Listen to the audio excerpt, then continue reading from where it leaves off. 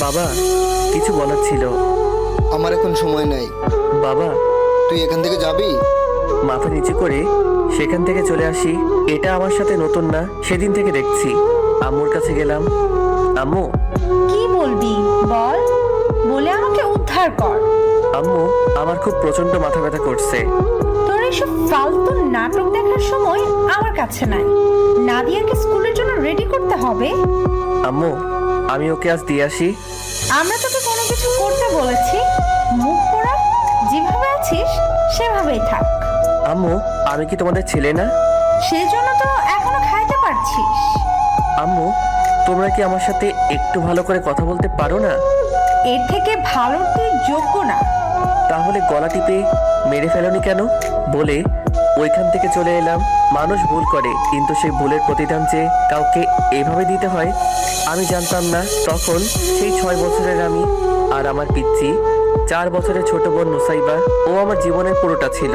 আমার বেড়ে ওঠার সঙ্গী ছিল ও। আমার আর মা বাবার চোখের মণি ছিল। দিনের 4 ভাগের 3 ভাগ ও আমার কাছে থাকতো। সেদিন ও আমি 2 ভাই বোন পুকুরে গিয়েছিলাম। ও পুকুর পাড়ে দাঁড়িয়ে ও ছোট দাঁতগুলো বের করে আমার দিকে তাকিয়ে হাসছিল, কিন্তু পরের ডুব দিয়ে উঠে আর আমার সে পিচ্চি বোনের মুখ আমি দেখতে পাইনি। আমি ভাবছিলাম বাসায় চলে গেছিল, তাই অতটা মাথায় নেইনি।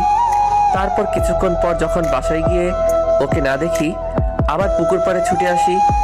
এসে পুকুরের মাঝে একটা ছোট্ট পুতুলের মতো আমার পিচ্চি বোনটাকে ভাসতে দেখি। সেদিন আমি আমার বোনকে হারাই আর হারিয়ে ফেলি আমার সারা জীবনের সুখ।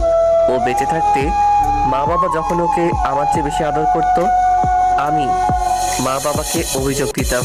কিন্তু ও মারা যাওয়ার পর এটাকে হিংসা বলে সবার কাছে আমি খুনি হয়ে যাই।